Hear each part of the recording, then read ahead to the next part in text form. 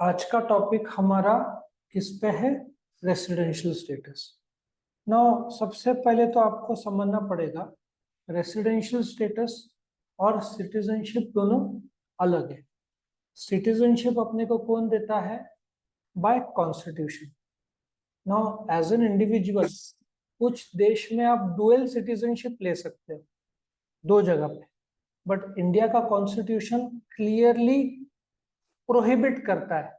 इसलिए देखो, अक्षय कुमार का कैनेडियन सिटीजनशिप है, इंडियन नहीं, तो अक्षय कुमार वोट नहीं कर सकते। तो वहां का उन्होंने कैंसिल किया कैनेडियन सिटीजनशिप, तो इंडिया में सिटीजनशिप मिलेगा। बट ये टॉपिक कौन सा है? Residential status. सिटीजनशिप किस पे आता है? कॉन्स्टिट्यूशन से आता है। बट हम बात कर रहे हैं इनकम टैक्स की। Now if you check out person का जो डेफिनेशन है अंडर सेक्शन 2 सब सेक्शन 31, उसमें कितने कैटेगरीज थे? 7। कौन कौन से थे? इंडिविजुअल, एचयूएफ, फर्म, कंपनी, ठीक है, AOP BOI, local authority, every artificial juridical person. 7 category थे। बट रेसिडेंशियल स्टेटस के लिए इनकम टैक्स में कितने कैटेगरीज है? 5। ये सब आपको सेक्शन 6 में मिलना है। पर शुरू करने से पहले रेसिडेंशियल स्टेटस इंपॉर्टेंट क्यों है? आप इंडिया में काम करते हो, आपको इंडिया में इनकम मिलता है, स्ट्रेट फॉरवर्डेड टैक्स इंडिया में भरना है। लेकिन कुछ परमुटेशन कॉम्बिनेशन होते हैं। आप इंडिया में काम कर रहे हो, आप इनकम रिसीव अमेरिका में कर रहे हो, आप अमेरिका में काम कर रहे हो, आप इनकम इंडिया में रिसीव कर रहे हो, या उधर रिसीव कर रहे हो। टूरिस्ट इंडिया में आता है, क्या उसको टैक्स लगेगा? इंडियन टूरिस्ट बाहर जाता है तो टैक्स लगेगा। क्या डबल टैक्सेशन होता है, नहीं होता है? ये सब हम डिस्कस करेंगे। अच्छा, रेसिडेंशियल स्टेटस आपका सिटीजनशिप है, पर रेसिडेंशियल स्टेटस हर साल आपका इनकम टैक्स में दिखाना पड़ता है और बदल भी सकता है। तो जो रेसिडेंशियल स्टेटस है कैलकुलेशंस पर आधारित है, नंबर ऑफ डेज पर आधारित है। तो 5 कैटेगरीज है। ये क्वेश्चन 100 में से 95 पेपर में आएगा, और इनकम एग्जेम्प्ट फ्रॉम टैक्स जोड़ दो तो 100 में से 100, या दोनों या एक पेपर में आता ही है। ये ज्यादातर बड़े क्वेश्चन में आना चाहिए, बट इन रेयर सर्कमस्टेंसेस ये शॉर्ट नोट में भी आएगा। सो अभी हम बात किसकी करेंगे? सबसे पहले इंडिविजुअल की, ठीक है? या उसके पहले आपके रेसिडेंशियल स्टेटस इंडिविजुअल और एचईएफ के लिए 3 कैटेगरीज है। कौन सा? Resident and ordinary resident, resident and not ordinary resident, और तीसरा एनआरआई। बाकी फर्म, जॉइंट स्टॉक कंपनी और एवरी अदर पर्सन के लिए सिर्फ 2 है, रेसिडेंट और नॉन रेसिडेंट। तो जब आप individually income tax return file करते हो तो आपको बताना होता है कि आपका रेसिडेंशियल स्टेटस 3 में से कौन सा है। 3 कौन सा? Resident and ordinary resident, and not ordinary resident, और NRI, that is non resident. So ये आपके 3 कैटेगरीज में से एक आपका फिट होगा। अब ये फिट कैसे करते हैं? मैं बात कर रहा हूँ इंडिविजुअल की, एचयूएफ की मैं बात अलग से करूंगा, कंपनी की अलग से, एवरी अदर पर्सन, सबका अलग अलग। 5 वेराइटीज है, पांचों का डिस्कशन क्या होगा? अलग। अब हम बात करते हैं इंडिविजुअल की। इंडिविजुअल के कितने कैटेगरीज है? 3। तो सबसे पहले आपको बेसिक कंडीशन और एडिशनल कंडीशन दिया होगा। ये एग्जाम में नहीं दिया, आपको खुद से लिखना है। बेसिक में कोई भी एक आपको पूरा करना है, एनी वन, बट एडिशनल में दोनों कंपलसरी है। इससे क्या होगा, कैसे होगा, वो मैं बताऊंगा थोड़ी देर।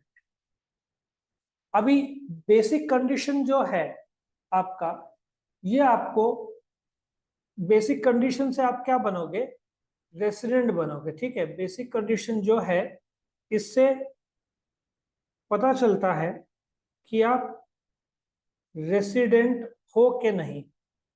एडिशनल कंडीशन से रेसिडेंट एंड ऑर्डिनरी रेसिडेंट या resident and not ordinary resident पता चलता है, ठीक है? सो हम आगे बढ़ते हैं। बेसिक कंडीशन में आपके कंडीशन नंबर 1, 2 कंडीशंस है, एक एक करके हम देखते हैं। मैं इंडिविजुअल की बात कर रहा हूँ, मैं सिटीजन की बात नहीं कर रहा हूँ। 140 करोड़ फॉरेनर भी रहा तो उसका कैलकुलेशन सेम टेक्निक से होता है। आपके मन में सवाल आ रहा होगा कि foreigner, the answer is yes, कोई अमेरिकन इंडिया में जॉब कर रहा है तो। सो एनी इंडिविजुअल के लिए क्राइटेरिया ऐसे देखे जाते हैं। अब एक एक करके हम डिस्कस करेंगे ये क्राइटेरिया क्या है, ठीक है। नाउ सपोजेडली ये कौन सा चल रहा है, प्रीवियस ईयर 2022 2023 चल रहा है, 23 मार्च को खत्म होगा ये। Do you agree? 1/4/22 टू 31/3, वैसे तो अभी खत्म होने आया मार्च महीना। ये जो फाइनेंशियल ईयर है इसमें आप यदि 182 डेज भारत में थे फिजिकली, आप ऐसे नहीं बोल सकते शरीर अमेरिका में था बट आत्मा भारत में थी, नहीं। क्या चाहिए? शरीर। अब व्हेन से इंडिया में था, इसमें और भी डायमेंशंस है। ये आपका इंडिया का मैप है। जो समुद्र का किनारा है वहां पे करीबन 17 से 18 नॉटिकल माइल्स, समुद्र में क्या माना जाता है? Nautical miles. यदि आप इंडिया में उस नॉटिकल माइल्स में हैं तो अभी भी आप इंडियन टेरिटरी में माने जाओगे। ऑफ कोर्स ज्योग्राफी में देखने जाओ तो उसके बाद हाई सी बोलते हैं, एक्सक्लूसिव इंडिया का फिशिंग जोन माना जाता है। बट हम इतना डीप नहीं जाए। हम क्या समझेंगे, आप भारत में थे कितना, 180 डेज, और इसका डॉक्यूमेंट कौन सा है? Correct, passport. नाउ जब आप इंडिया के बाहर जाओगे तो पहला स्टैंप लगेगा इंडियन इमिग्रेशन की, बाहर जा रहे हो। आप दुबई गए तो सेकंड वहां पे स्टैंप लगेगा दुबई के अंदर गए। आप वापिस आ रहे हो तो दुबई वाला स्टैंप लगेगा आउटगोइंग, और फिर इंडिया में इनकमिंग, ठीक है। तो आपके पासपोर्ट के स्टैम्प से तो पता लग ही जाता है आप कहां पे थे। आप 182 डेज या ज्यादा रहे तो आप ऑटोमेटिकली क्या बन जाएंगे? रेसिडेंट। फिर इसकी जरूरत ही नहीं है। फिर रेसिडेंट एंड ऑर्डिनरी रेसिडेंट या resident and not ordinary resident के लिए आपको एडिशनल कंडीशन देखना होगा। लेकिन हो सकता है कि आप 182 डेज ये साल नहीं रहे इंडिया में, आप सिर्फ 60 डेज रहे, तो एक और पॉसिबिलिटी दिया है। बेसिक कंडीशन का एक और कंडीशन है, और ये और है, आपको दोनों फुलफिल करने की जरूरत नहीं है। कोई भी एक फुलफिल किया तो आप क्या माने जाओगे? रेसिडेंट। तो ये जो बेसिक कंडीशन का जो पार्ट है इसमें लेट अस अंडरस्टैंड, ये फाइनेंशियल ईयर कौन सा चल रहा है? 22-23। यदि इस साल आप सिर्फ 60 डेज थे, ठीक है, कितना?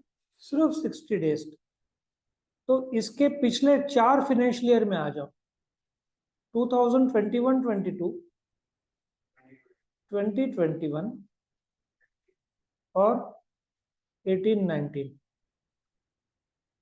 सो ये प्रीवियस ईयर के पिछले वाले 4 साल में यदि आपका कुल भारत में स्टे 365 डेज से ज्यादा था तो इस साल 60 डेज के ऊपर रहा तो भी चलेगा, तो फिर आप रेसिडेंट बन जाओगे।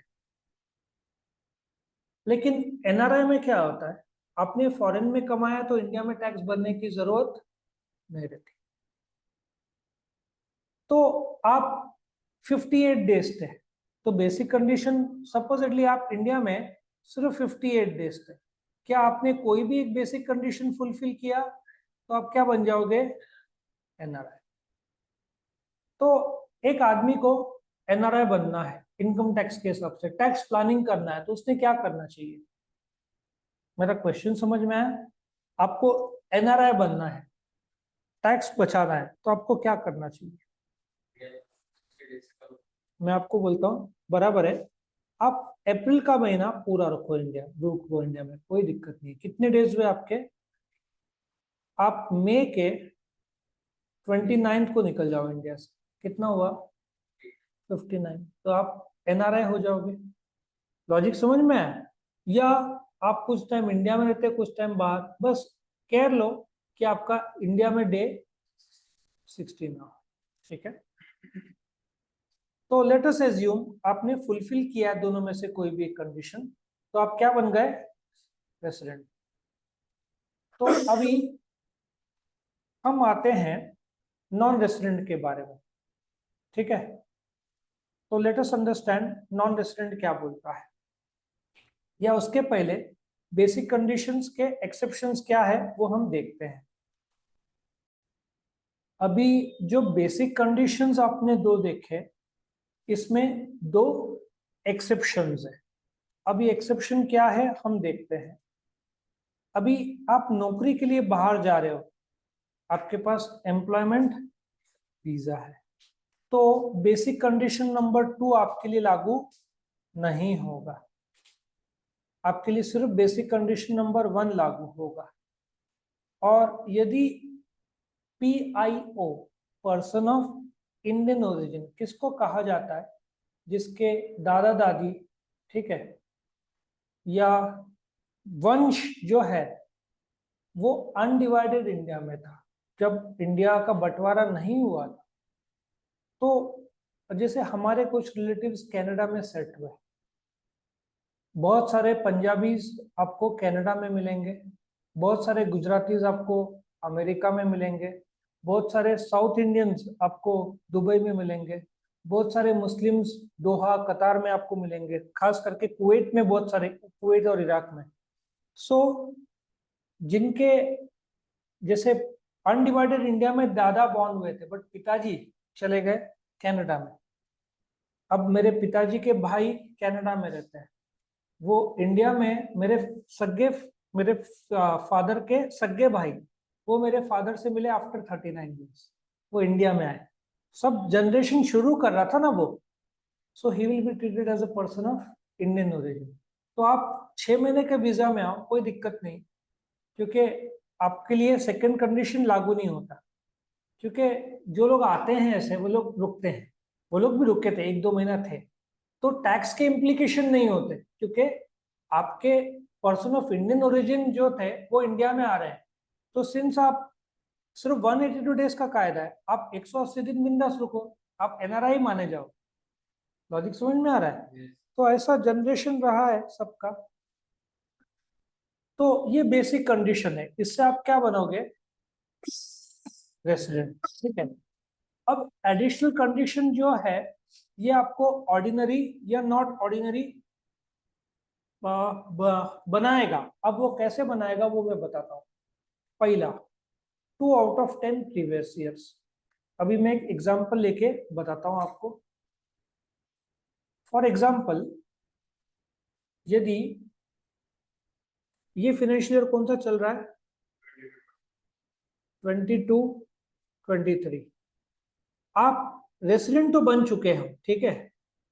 तो इसके पिछले 10 साल, 21-22, 20-21, 19-20, 18-19, 17-18, 16-17, 15-16, 14-15 और 12-13, ये 10 साल में आप कोई भी 2 साल रेसिडेंट थे, इनकम टैक्स के तहत तो मिलता है, रेसिडेंट थे, तो आप basic condition, additional condition number 1 fulfil करते हो। और उसमें से पिछले, ये प्रीवियस ईयर के पिछले 7 साल, 1, 2, 3, 4, 5, 6 और 7, आपका कुल स्टे भारत में 730 दिन का था, तो आप एडिशनल कंडीशन नंबर 2 भी सेटिस्फाई करते हो। आपको अभी मैं बताता हूँ एडिशनल कंडीशन नंबर 2 क्या बोलता है। एडिशनल कंडीशन, आप पिछले 7 साल में कितने दिन थे, 730 दिन। हाँ, लेकिन बाय चांस ऐसे भी, बाय द वे, 15 से 20 साल पहले जब मैं ICWA में इनकम टैक्स कर रहा था, तब ये 9 आउट ऑफ 10 ईयर्स मेरे टाइम में। 94 की बात कर रहे थे, जब मुझे 75 आउट ऑफ 100 मिला था इनकम टैक्स में, तभी मैं 9 आउट ऑफ 10 ईयर्स था मेरे टाइम में। सो गवर्नमेंट ने कायदे में बदलाव किया। इनफैक्ट जब बदलाव किया तो मुझे लगा था मिसप्रिंट हुआ है, मुझे तभी तो वेबसाइट भी, इंटरनेट भी कहाँ था 94 में, तो मुझे लगा मिसप्रिंट हुआ है, लेकिन वो एक्चुअली 2/10 किया।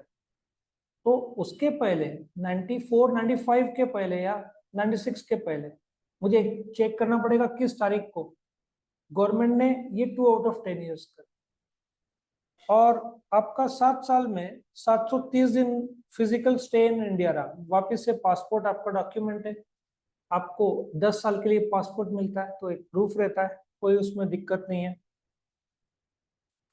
आया समझ में ये, यस और नो आया? अब मैं आपको बताता हूं आगे का एक इंपॉर्टेंट पार्ट। मतलब सपोजिटली ये बेसिक कंडीशन है आपके सामने, ध्यान से देखना, बेसिक कंडीशन है और ये आपका एडिशनल कंडीशन है। तो आपका स्टेटस क्या होगा, let us understand. Basic condition 1 + 2, तो आप क्या बन जाओगे, रेसिडेंट एंड ऑर्डिनरी रेसिडेंट। क्या हो जाओगे आप, रेसिडेंट एंड ऑर्डिनरी रेसिडेंट हो जाओगे, कोई बात नहीं। 1 + 1 रहा तो आप क्या बनोगे, resident and ordinary resident. 1 + 0 resident, नहीं resident and not ordinary. Basic condition 0 तो आप क्या बन जाओगे। अभी मुझे आपका रेसिडेंशियल स्टेटस बताओ, आपका रेसिडेंशियल स्टेटस क्या है इनकम टैक्स में? समझ में आया? आपके पिताजी का भी आप इनकम टैक्स रिटर्न चेक कर लो, 01 ordinary resident and ordinary, 02 not ordinary, 03 सो 01 होगा। अभी आप इनकम टैक्स खुद का रिटर्न फाइल करोगे, उसमें नेम आपको पता है, previous year, assessment year, residential status, ये 4 चीजें इनकम टैक्स के कोई भी रिटर्न के फर्स्ट पेज में होता ही है, ठीक है। फिर ऑफ कोर्स उसमें ग्रॉस टोटल इनकम होगा, बेस सैलरी और property, business, capital gain, other sources, ये सब धीरे धीरे आए। अब बात करते हैं हम लोग किसकी, हिंदू अनडिवाइडेड फैमिली की। नाउ हिंदू अनडिवाइडेड फैमिली में बेसिक कंडीशंस नहीं है। इंडिविजुअल में क्या था, 2 बेसिक कंडीशन था और दूसरा एडिशनल कंडीशन था। एचईएफ में बेसिक कंडीशन नहीं है, उसके जगह पे कंट्रोल और मैनेजमेंट ऑफ इट्स अफेयर्स है। अब ये होता क्या है, लेट अस अंडरस्टैंड। आप एक हिंदू अनडिवाइडेड फैमिली, क्या आपका मैनेजमेंट कंट्रोल इंडिया से है? अभी सवाल यह है कि कंट्रोल या मैनेजमेंट समझेगा कैसे, मीटिंग्स कहाँ पे होते हैं, कर्ता और को पार्टनर्स के, धंधा भारत में सिचुएटेड है तो ऑटोमेटिक कंट्रोल और मैनेजमेंट तो इंडिया में ही आएगा। यदि पार्टली इन इंडिया है, कोई कर्ता या कोई बाहर है, फॉरेन से कंट्रोल कर रहे हैं, तो भी रेसिडेंट माना जाएगा, और होली आउटसाइड इंडिया तो क्या माना जाएगा। अब इससे आप क्या बनोगे, प्लेस ऑफ कंट्रोल से रेसिडेंट। आप एनआरआई है तो आगे देखने की जरूरत नहीं, लेकिन एचयूएफ यदि रेसिडेंट है तो रेसिडेंट के कितने कैटेगरीज है, 2। कौन सा, एक ऑर्डिनरी रेसिडेंट और दूसरा not ordinary. Not ordinary resident या रेसिडेंट जानने के लिए, या आप याद है एडिशनल कंडीशन क्या थे इसके इंडिविजुअल के, 2/10 years और 7 years 730 days। कंडीशन सेम है, लेकिन ये किसको फुलफिल करना होगा, करता। इफ बेसिक कंडीशन नहीं है एचईएफ में, उसके जगह पे कंट्रोल और मैनेजमेंट। कंट्रोल और मैनेजमेंट एचईएफ का कहां से, इंडिया से है, इंडिया के बाहर से। इंडिया से है तो resident, partial from India, partial abroad तो भी रेसिडेंट, फुल्ली आउटसाइड इंडिया तो एनआरआई। एनआरआई तो डीप जाने की जरूरत नहीं है, लेकिन रेसिडेंट है, फिर देखो कर्ता का एडिशनल कंडीशन, 2/10 years था रेसिडेंट, यस। 7 years 730 days था, यस। तो HUF will become resident and ordinary resident. यदि इनमें से एक या दोनों कंडीशन सेटिस्फाई नहीं कर पा रहा है तो क्या बन जाएगा, resident but not ordinary resident HUF. और इंडिविजुअल एचयूएफ का टैक्स रेट्स भी सेम, पार्टनरशिप कंपनी कोऑपरेटिव के अलग है, बट इंडिविजुअल और एचयूएफ के टैक्स रेट्स सेम। ये था एचयूएफ के बारे में। अब फर्म ले लो, एवरी अदर पर्सन ले लो, सेम, मतलब पार्टनरशिप फर्म हो, कंट्रोल और मैनेजमेंट है। इफ होली इन इंडिया है तो क्या, resident. Partly in India, partly outside India, resident. Holi outside India, non. आया समझ में? कैसे पहचानना है? क्योंकि इंडिविजुअल एचयूएफ छोड़ के बाकी सबके लिए कितने रेसिडेंशियल स्टेटस है? सिर्फ दो, या तो रेसिडेंट या नॉन रेसिडेंट। ठीक है, ये भी बात हो गई। कंपनी, अब इंडियन कंपनी है तो वो रेसिडेंट ही होगा। Company other than Indian company, company को डिफाइन किया अंडर सेक्शन 2 सबसेक्शन 17(1)(7), ठीक है। In India partly out, see Indian company registered Bharat में हुआ तो कुछ भी हो जाए वो क्या माना जाएगा? इंडिया। लेकिन फॉरेन कंपनी है तो वो नॉन रेसिडेंट का दर्जा मिले। लेकिन धंधा इंडिया में तो एज्यूम किया जाएगा उसका मैनेजमेंट के तौर पर। हाँ, फॉरेन की कंपनी है, यहाँ पे जैसे यूरोप के कुछ कॉलेजेस आते हैं डिस्कस करने, तो वो तो फुल एनआरआई माना जाएगा ना। तो सिर्फ कंपनी का याद रखना, वो भी फॉरेन, इंडियन कंपनी छोड़ के। Partly India, partly outside India तो नॉन रेसिडेंट है, जबकि एचयूएफ का, पार्टनरशिप का, बाकी लोगों का कंपनी छोड़ के partly India, partly outside India तो भी रेसिडेंट बनता है। जबकि कंपनी का अदर देन इंडियन कंपनी तो एनआरआई माना जाए। हाँ, अब कंट्रोल कैसे देखने का? कंपनी का मीटिंग्स कहाँ से हो रहा है, डिसीजंस कहाँ से हो रहा है, डायरेक्शंस कौन दे रहा है, मैनेजर्स कौन है।